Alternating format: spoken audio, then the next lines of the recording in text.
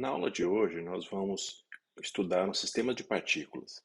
E a partir desse sistema, nós vamos usar uma forma mais simples de estudar o seu comportamento coletivo, que é através do centro de massa. A gente vai estender esse conceito não apenas para sistema de partículas, mas para um corpo extenso também. E como que isso acontece quando nós temos o uso do centro de massa para entender o movimento, por exemplo, de rotação de um corpo extenso. Vamos fazer primeiro uma abordagem inicial mais conceitual e depois a gente inicia com vários exemplos resolvidos para entender um pouco melhor esse problema. Bem, então, dando prosseguimento, nessa aula nós teremos como objetivos estudar o centro de massa de um conjunto de partículas e a partir daí resolver algumas situações problema. A ideia toda que envolve o centro de massa é que ele apresenta como um conceito aonde nós podemos descrever esse movimento coletivo das partículas como se fosse o movimento de um único ponto. Então, o sistema todo ele pode ser um grupo de partículas, né, como um conjunto de átomos ou um corpo alongado, como exemplo aqui das nossas figuras, um ginasta fazendo um salto no ar, ou um bastão fazendo esse movimento, né, de giro. E o que a gente observa é que o que a gente vê é que a translação, o movimento de translação do centro de massa, ele é o mesmo como se toda a massa do sistema fosse concentrada nesse único ponto. Então, conhecendo o ponto onde tem o centro de massa, é como se tivesse toda a força externa resultante aplicada nesse único ponto. E a partir daí é mais fácil estudar o movimento de uma partícula do que o movimento de um grupo de partículas. Observem, no caso do ginasta à esquerda, a gente tem um movimento, né, muito nítido desse centro de massa ali. Enquanto se a gente for estudar o movimento, por exemplo, dos pés desse ginasta, ele faz um movimento circular em torno dessa translação que acaba sendo muito mais difícil. A mesma coisa ocorre com o bastão ao lado. Se a gente pegar um ponto da extremidade dele, por exemplo, o ponto que está pintado de vermelho, o trajeto que faz é um trajeto difícil de ser estudado. Por outro lado, o centro de massa, se a gente conseguir, vocês podem imaginar aqui, a gente tem um movimento praticamente parabólico, fazendo com que, né, como se toda a massa é concentrada num único ponto, a gente está fazendo um lançamento e a gente observa um lançamento parabólico. Né? Nessa terceira figura aqui, esse exemplo fica mais claro ainda. A gente consegue observar, no caso do lançamento de um martelo, o centro de massa em vermelho, a gente observa muito bem essa parábola sendo descrita, né, acompanhando os pontos dela. Se eu fosse estudar, por exemplo, uma partícula localizada no cabo desse martelo, reparem que ele forma um L nesse deslocamento, que é uma forma muito mais difícil. Então, a partir do momento que a gente considera o estudo do centro de massa localizado em um ponto nesse meu sistema, nós vamos estudar o conjunto como um todo, como se toda a massa estivesse localizada naquele ponto e as forças envolvidas, as forças, né, externas resultantes, elas atuariam exatamente naquele ponto. E como é que a gente faz isso? Para isso, vamos iniciar o cálculo do centro de massa, iniciando com o sistema mais simples, que é um sistema com duas partículas. Então, uma partícula, né, à esquerda de massa m1, uma partícula à direita de massa m2. Aonde que está localizado o centro de massa dessas partículas? Bom, vamos localizar essas partículas então num plano. A partícula 1 está com uma distância x1 da origem do nosso sistema cartesiano aqui. A partícula 2, né, de massa 2, ela está a uma distância x2. A partícula 2 tem massa m2, a partícula 1 tem massa m1, e o centro de massa ele vai se localizar num ponto, num eixo que liga essas duas partículas.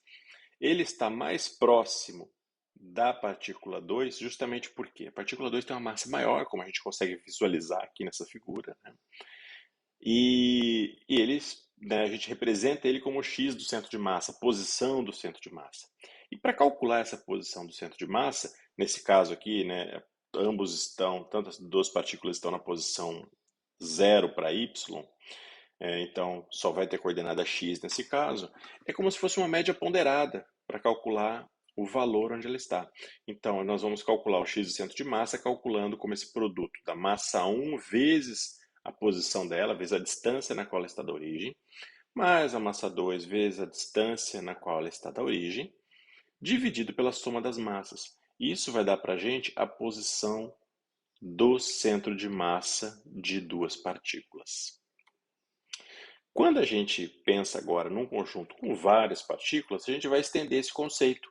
É a mesma coisa, só que agora eu vou fazer esse somatório para muitas partículas. Então, a posição x desse centro de massa para n partículas vai ser feito como esse produto, m1x1, m2x2 e assim por diante até um mnxn, dividido pelo somatório de todas as massas das partículas. Ou seja, escrevendo isso numa forma de um somatório que eu tenho, é que esse somatório dos produtos MI/XI da iésima partícula, da 1 até a enésima, dividido pelo somatório das massas, ou como eu posso descrever, pela massa total do sistema.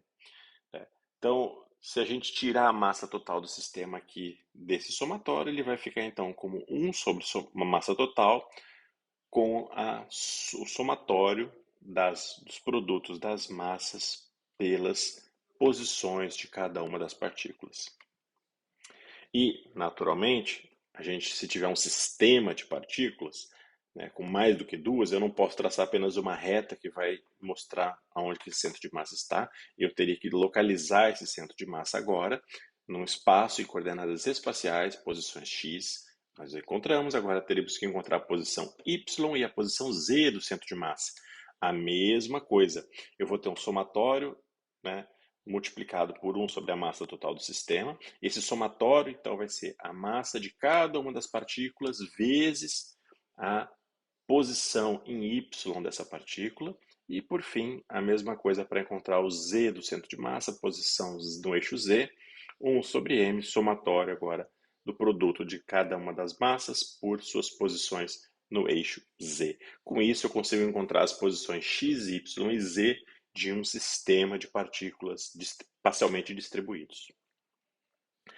A gente pode escrever isso também de uma forma vetorial, né? Então, o vetor posição do centro de massa, a gente pode escrever como cada uma dessas coordenadas em x, em y e z, nas direções dos versores i, j, k, de forma que eu vou ter o meu vetor r do centro de massa com essa posição. Ou, escrevendo agora, ao invés de escrever para cada um dos eixos coordenados, eu posso escrever isso de forma direta, né? O meu R de centro de massa vai ser 1 sobre m, somatório do produto de cada um dos vetores, dos vetores unitários das partículas, vezes as massas unitárias. Lembrando que esse RI agora é XI na direção do versor I, YI direção do versor J e ZI direção do versor K.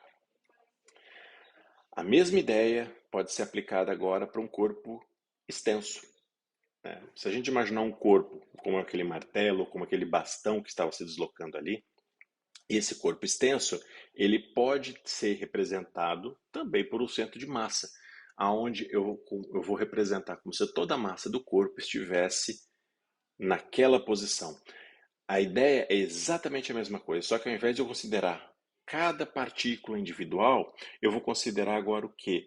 Como se fosse um pequeno elemento de massa. Então, eu vou ter um elemento diferencial, um elemento infinitesimal de massa que está compondo esse corpo todo. Então, aquele cubinho de uma massa delta MI ali, vou dividir esse corpo todo em diferentes cubinhos de infinitesimais de massa MI, M1, M2, M3 até MN e vou integrar sobre todo esse volume do corpo. Então a ideia é exatamente a mesma, vou encontrar as mesmas coisas em termos de coordenadas, x, y e z de centro de massa, né? Só que agora, ao invés de um somatório, eu vou ter uma integral de cada uma dessas posições vezes o nosso diferencial de massa, né, nossa massa infinitesimal, para a coordenada x, para a coordenada y, para a coordenada z, e da mesma forma a gente consegue então encontrar o nosso vetor r do centro de massa, calculando agora o integral sobre todo esse r, né, sobre todos os vetores de cada elemento de massa do corpo subextenso vezes essa massa infinitesimal dm aqui.